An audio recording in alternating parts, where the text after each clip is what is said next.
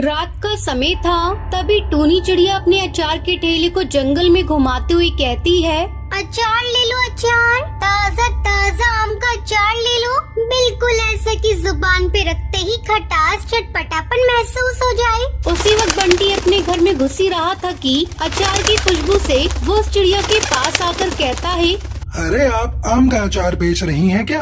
बहुत तेज खट्टे खट्टे अचार की खुशबू आ रही है। 1 किलो अचार दे दीजिए। वैसे आपसे एक बात पूछूं, आप इतनी देर रात में आम का अचार क्यों बेच रही हैं? रात में सेफ नहीं है आपके लिए। अरे कोई बात नहीं, इसमें बुरा मानने वाली क्या बात है। सुबह मुझे समय ही नहीं मिलता और जब मेरी बिक्री नहीं होती तो मैं रात को भी अचार बेचने निकल जाती हूँ। बच्चों का भविष्य भी तो मुझ पर टिका है ना। जैसे ही बंटी अचार लेकर अपने घर की तरफ बढ़ता है, वो उस अचार को खा लेता है, जिसके बाद उसकी आंखें लाल हो जाती हैं। तभी आम का अचार बेचने वाली चिड़िया अपने असली रूप में आ जाती है। अब देखना, मेरा भूतिया अचार खाने से तुम्हें कितनी तकलीफ होती है। वहीं बंटी दूसरी तरफ अपने घर में जाते ही तोड़फोड़ करने लगता है। उसकी पत्नी टुनटुनी भी परेशान हो जाती है, उसे रोकती है, लेकिन बंटी पर तो भूतिया अचार का असर था। बंटी टुनटुनी को धक्का दे देता है। बंटी, ये तुम क्या कर रहे हो? ऐसे बिहेव क्यों कर रहे हो?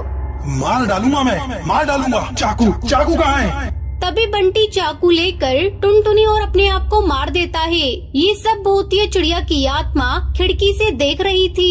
आखिर मेरा भूतिया अचार सही से काम कर गया इस कबूतर पर। अब तो सबको अपने भूतिया अचार बेचूंगी और मारूंगी, एक तीर से 2 निशाने।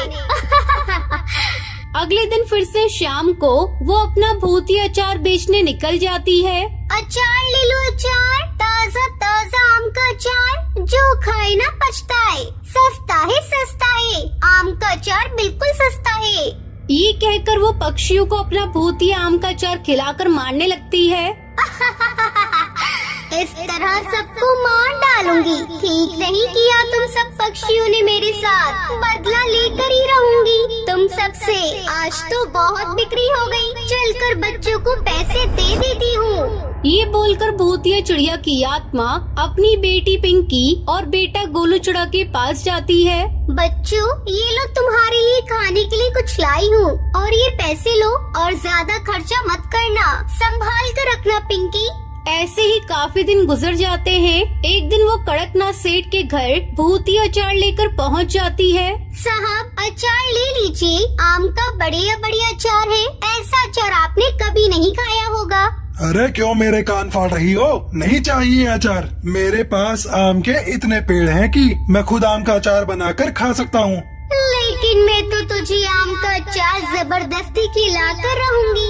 ये देख, तुझसे मिलने कौन आया है? तू टूनी, तुझे तो मैंने मार डाला था ना। और आज मैं तुझे मारने आई हूँ, चल मेरे साथ। ये बोलकर वो कड़कनाथ सेठ को पकड़कर जंगल में ले आती है। उसकी आवाजें सुनकर जंगल के सब पक्षी वहाँ इकट्ठा हो जाते हैं और बोलते हैं, अरे भूतिया चिड़िया की आत्मा, तुम क्यों मार रही हो इस भले पक्षी को? ये कोई भला पक्षी नहीं है, नफरत तो मुझे तुम सबसे भी है। कुछ को तो मैं मार चुकी हूँ, अब इसे भी मार डालूंगी। 1 महीने पहले ही इसने मुझे बड़ी बेरहमी से मार डाला था। ये बात तो तुम सब जानते ही होंगे। मैं कितनी गरीब थी, कैसे कैसे अपने दोनों बच्चों को पाला करती थी। फिर मेरे आसपास का झाड़ू पोछे का काम भी छूट गया। तभी मैंने सोचा कि अचार बनाकर बेचूंगी, जिससे मुझे 2 पैसे आएंगे और इन पैसों से मैं अपने बच्चों का पेट पाल सकती हूँ। लेकिन मेरे पास आम के अचार बनाने के भी पैसे नहीं थे।